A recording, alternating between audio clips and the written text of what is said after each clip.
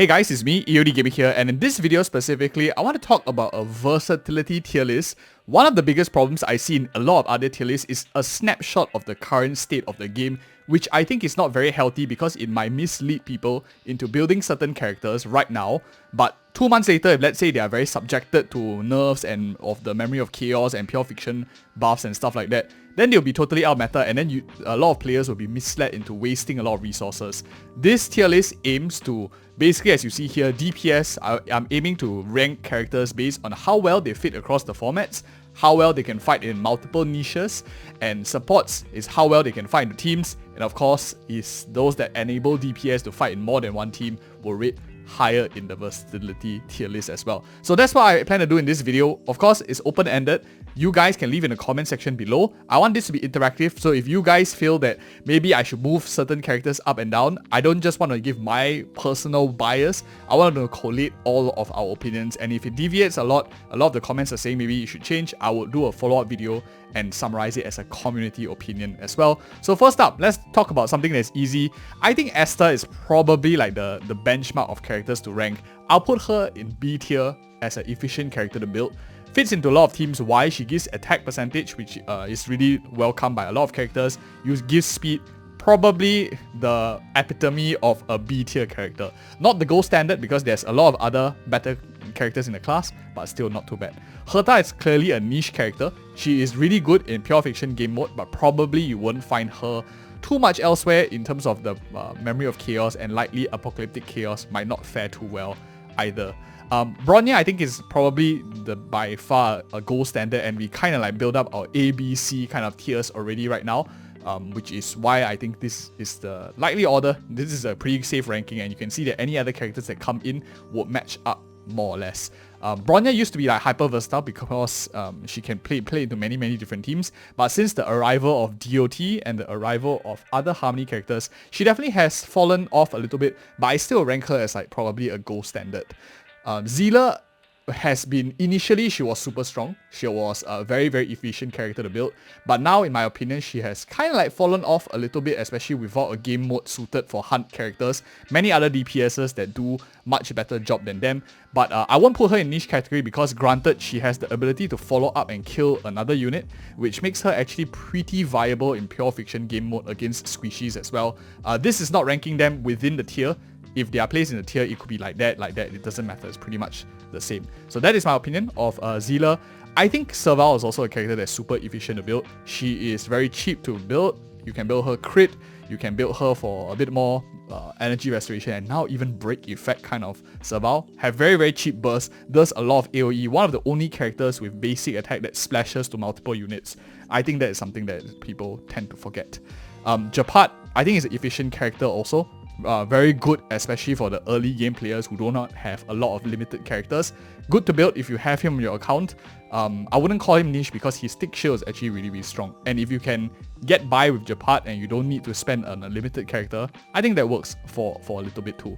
Natasha healers, I'll put them in the same category. These are all efficient healers to build, very versatile because they fit into most comps, but they don't do too much else other than sustain and purely doing their job on healing. What I look for in like healers and sustain units is they do a little bit more, like maybe they add damage to your team, help your team clear faster, or help your DPS run quicker and stuff like that. Pella I would say is like a gold standard. In fact, I was tempted to put her in hyper versatile because DOT teams you can use Pella. You have your Akirion teams use Pella, any debuff oriented teams can use Pella. Defense shredding enemies is probably very versatile. I think I would leave Pella as hyper versatile because of the excess of defense shred in an AoE fashion. Currently, I think only 3 characters do it outside of a Light Cone, which is like Silver Wolf, Black Swan, as well as Pella. And out of all of them, Pella is probably the best in class for an AoE fashion, and does good amounts of single target debuffing too. I'll put Pella as a hyper versatile. For Clara, I think Clara is a tricky one. In my opinion, she's relatively more niche because she requires the enemy to attack.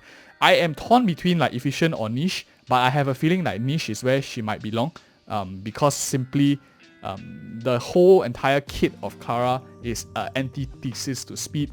she doesn't want to move fast and you need your enemies to move faster, which that by in itself might be a niche, because if you are running a break team, you're always breaking the enemies and not allowing them to move, you probably won't be playing Clara into those. And since the meta is shifting to that as well, I'm taking that into a factor, and I think I'll probably put Clara as a little bit more niche of a character. Might not fit into every single kind of classification of any single Memory of Chaos. That's just my thought. Sampo here, I would say he's also niche. He plays mainly to DOT teams, probably not too much else outside of that. I'll put Physical MC as a luxury to build. You can build this character, but it might not be super efficient, and other characters are a little bit more efficient to build. Same for Hook as well. Single target, fire damage, does good amounts of damage granted, and quite a lot of, if you build it for like break effect, build her for break effect, sorry. Does a lot of damage also, but it is a bit of a luxury, and you probably will get by much more efficiently with a lot of cheaper characters, and these characters are of course subjected to changes in the meta, whether the enemies are weak to fire or not as well. Okay, now let's talk about Luota. I think Luota is probably the first healer that will push into a gold standard. Why do I say that? It's very, very skill point efficient. Unlike some of the other healers, he cannot use a single skill points and still do a ton of healing, and not even have like energy requirements, because you don't have to out in order to like get his passive up. Whereas the rest of them, you either need to use skill points or the out to sustain your team. And he also has like cleanse and strip in his overall kit, removing enemy buffs. Plus his emergency heal is quite useful, especially for some DPSs who sap life and stuff like that, like maybe Blade, Arlen, etc, etc. I think Luota is the first character that will put in a gold standard. Very, very comfy character to play. Jingyuan is efficient character by nature. I think this one, it depends. Right now he's only played mainly into hyper carry style. Since Zilla is classified here, I say that they are both quite similar. Both decent in AoE, both decent in single target, depending on which one is the focus. Of course, one of them is slightly better in single target, one of them is better at AoE content, but you could play them either way, especially now one has pure quantum teams, one of course can be played very, very well in hyper carry, a lot of stuff that buff him along the way. I would say Jingyuan is still in the efficient category. Yanqing, I would say, is a bit more of a luxury to play. He doesn't really play into too many categories right now, and there are other characters that do his job a lot better, especially if you are looking for ice weakness breaking. You already have Misha who does that job slightly stronger as well. I would say that Bailu is a tricky one, because a healer you expect to have a bit of cleanse, so this is probably where I'll put like Bailu as a niche, or I'll just leave it as efficient since the other healers are there. I think Bailu probably will rank around the same category. But one thing to note is when your healer doesn't have cleanse, it's going to be quite irritating for a lot of people, especially if you're looking for a bit of cleanse when the enemy is doing a lot more CC. For Tingyun, I think Tingyun is also hyper versatile. She gives energy, she gives attack percentage, very cheap to build. These are 4-star characters, so that is something that we have to factor in. It does push them up the tier list a bit, since you need lesser resources to get even more value out of them. I would say these two characters are hyper versatile.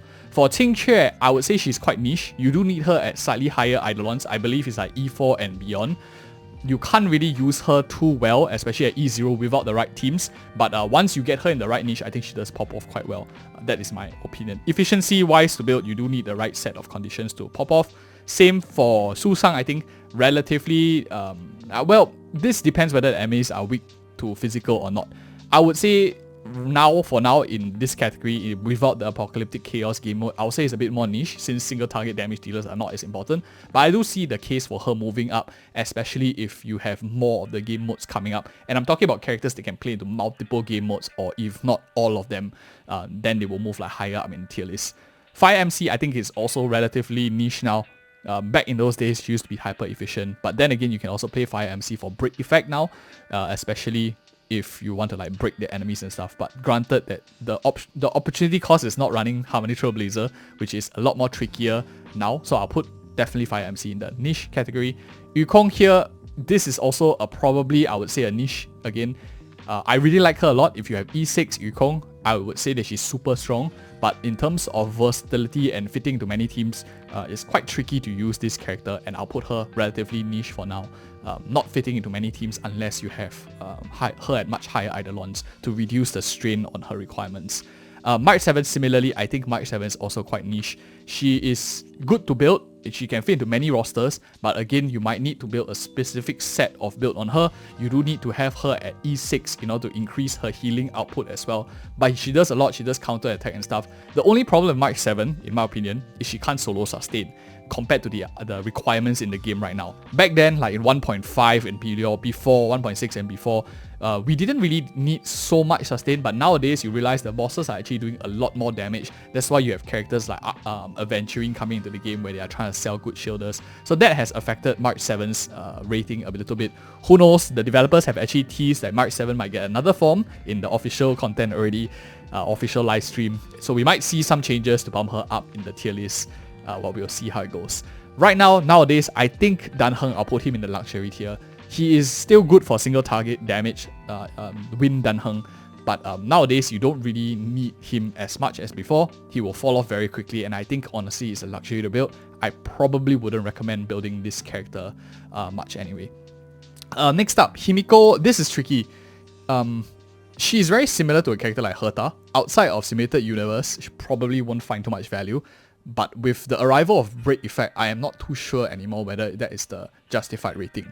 With Harmony Trailblazer, I actually do see a case for Himiko rising up a bit, especially since Fire and Physical do very, very good amounts of break damage, which might see them being used even outside of the pure fiction game mode, when you can tackle even bosses with good amounts of fire. So for that reason alone, predicting a bit of future, I would say it's actually more efficient now to build a Fire AoE character like Himiko, since she can play into both pure fiction and also the uptrend of Break Effect being more into the meta as well.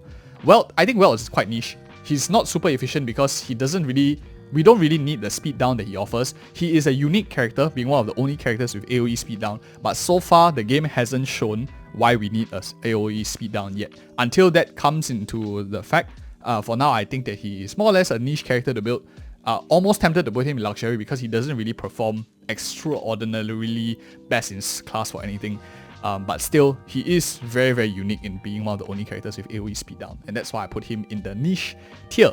Kafka, this is a tricky one. I think Kafka is hyper versatile, in my opinion at least. You can play her into the DOT comms, you can play her into a lot of attack comms, you can play her even into a Nihility for Akirion comms, into a break comm. There are so many ways to play Kafka.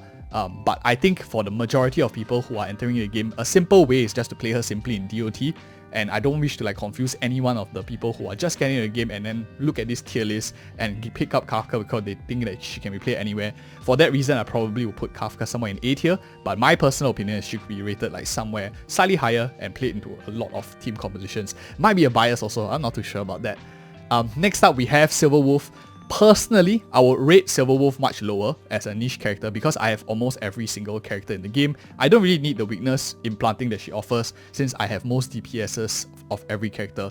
But still, she's one of the most versatile characters because she enables your DPS to tackle content regardless, and she plays into the best in class slot for a mono quantum team, and I think she's super hyper versatile for that reason, and I recommend most newer players generally to pick this character up. She will make your resources much better in the long run if you have her versus not having her. Ireland, I think, is a luxury to build. Won't really elaborate, not too great. There are many better options if you're looking for a character that wants to deal single target damage or with a splash. I see a lot of people actually commenting Blade not being very useful. I actually think that Blade is one of the gold standards for efficiency. He is a not skill point hungry character, very, very neutral, doesn't really require too much dedicated sustain, dedicated healing, very chunky on his own, so he doesn't really care whether it's running with a weaker healer, a stronger healer. Can be played into most comps as long as you have some sort of sustain to prevent him getting one shot and stuff like that. I think he's the gold standard of efficiency. So far tested, one of the better win units in the game, especially if you're looking for win break. Very reliable because it can be fit into many team composition. I think he's probably a gold standard, if not efficient. I think maybe I'll leave him efficient because he still does a requirement of having a good pair with him. You can't just slap him on with a rando and just run with it. So I guess it's a bit tricky. For Luca, I think he's definitely niche. Very strong amounts of break, good amounts of physical damage as well, single target in nature, but hasn't seen too much play. Maybe it's because we need a single target game mode to really see single target DPSs shine for now. But that's my opinion at least. For Imbiber to Lune, I think Imbiber to Lune is very strong. He doesn't really require enemies to be weak to imaginary. He can pretty much DPS a lot of things. Now with Sparkle being added into the game, he's very, very strong at doing a lot of damage in an AoE or single target fashion. For that reason, I actually want to rate him higher, but because of his requirements for team composition to actually have a skill point funneler, I do want to rate him slightly lower in terms of just being efficient to build. He fits into most content, but his team com requirements doesn't make him as flexible as a lot of other characters who are independent. Like the top 6 characters that you see here so far are very independent on characters. And for that reason, I probably will put Imbibitor Lune in just the B tier efficiency, which is not too bad considering the other characters in this roster are also similar case. For Fucc here, I think that in my opinion, Fucc is quite hyper versatile. She has preservation, which means that she can be played into like DOT with the trend of universal market. She has good amounts of crit rate buffing to play into a lot of teams, has quantum element, can play into quantum teams, good amounts of damage reduction across the board. I think she's very, very solid. Probably a hyper versatile character. Almost everyone will find value in this character, and that's something that I care a lot about when I'm rating characters. Lynx, I think gold standard of efficiency. She offers aggro draw, offers sustain. I think she's one of the only HP percentage buffers in the game as well, so it can be used offensively too. Definitely a tier higher against Natasha, and I think that the gold standard one, I want to reflect that. She's 4-star as well, so very, very cheap to build, and to some extent can solo sustain, especially if the bosses are not too wacky, your characters are not too squishy, and you can afford to like wait for her to have her healing up again too. Kuei Naifen. On first glance, she might be a DOT character, but she actually does good amounts of AoE as well, which is similar to like a miniature Himiko. She also offers buffing in her kit. Now with Akirion coming into the game, you have DOT being relevant. I would say that she's very, very efficient, probably one of the higher characters on the list, but then again, within the tier, they are not ranked from left to right. It's just, I just fit them in as chronologically when I talk about them. For Jingliu, I think Jingliu is very, very strong. The question is she right beside Imbibitor Lune in terms of efficiency, or is she higher in terms of the list? I think that she is going to be a bit higher than Imbibitor Lune, simply because her team comps are slightly more flexible. She doesn't have too many requirements, unlike Imbibitor Lune, who maybe requires a bit more of a skill point dedicated unit. Jingliu is a bit more free. She is quite flexible to choose as long as you can hit the requirements of like a defensive sustain unit, some sort of like Pella-like buffer, and then etc, etc. You can even slot in a second DPS, or you can slot in a hyper carry, some other character. I think she is relatively versatile. For that reason, I'll put her in the gold standard, and she has shown, performance-wise, being a lot more consistent across the patches, although not as good as she was when she first came out. Still pretty reliable. A character like Xury, I will classify as a hyper versatile character. A lot of people actually don't build this character. And I think this is going to be like the first surprise. I think why she's very good is she has colorless breaking, allowing you to hit any element in the game. She scales with Eidolons, can be played both as a sub DPS and a main DPS for anyone in the game. If you do not know what content to bring a character into, let's say you can't even see the element at all, and for some newer players maybe you don't have the element, so it's equivalent of that case, Xury pretty much will tackle any content, at least to some efficiency point. That's why I rate her very high. The reason why you don't see this character a lot is because the people that started from day one, and are most of the maybe content creators as well, have already many other 5-star characters and don't need the requirements. But if you're a new player just joining in, you are lacking of a DPS, you want something to tackle content, you realize that once the element changes, you're hopeless, or helpless rather, not hopeless, everyone can be helped. You can always build Xury, and I think you'll find good value too. Next up is Topaz and Nabi. I think Topaz and Nabi is definitely a niche character. She is very strong in her niche, granted, but still very, very fixated in that particular niche. Can't really be played outside in like a mono fire team even, for example, as of yet. Maybe in future, and she might get better with new game modes being added to the game. But for now, I think she is relatively a niche character. Niche doesn't mean bad, it just means you're pulling for a specialist situation. Like you, for example, you're wearing shoes, you don't get sneakers, you're getting maybe an office shoe that you can only wear when you're going for formal occasions, stuff like that. Argenti, again, I think Argenti is a niche character. I'll just put him beside Clara, so physical and physical. The color combi is also like matching. Definitely a pretty niche character right now, played mostly in pure fiction game mode. Hanya, I think, is in the efficiency tier, not as strong as the other Harmony characters because I think that she still doesn't offer debuffing in her overall kit. It's very, very weird that Hoiver's made her skill not considered as a debuff, so that is something that pushes her down a little bit. And the Harmony characters, as you will see, that come out in S and A are of a slightly one tier higher in my opinion. Huo, I think is hyper versatile.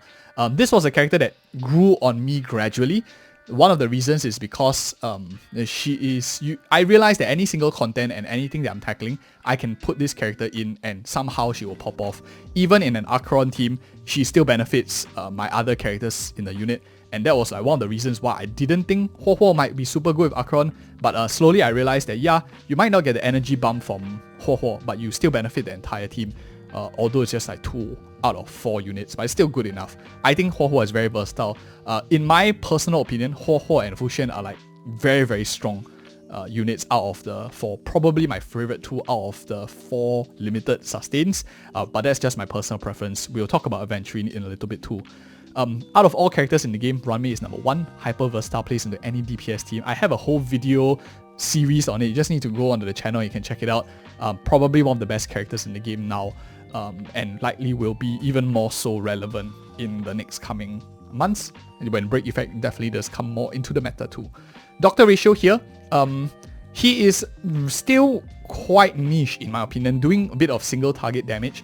But the fact is many people have him, they are building teams around him, and he is, for those of you who don't know, Imaginary and Fire tackle almost every single content together. So 2 niche characters actually combine to make one of the best team comps in the game, and that's why I say like don't just take a tier list and then like fly with it. You must understand other nuances in the game as well, for example enemy typing and whatnot, which is why we have a lot of videos on this channel.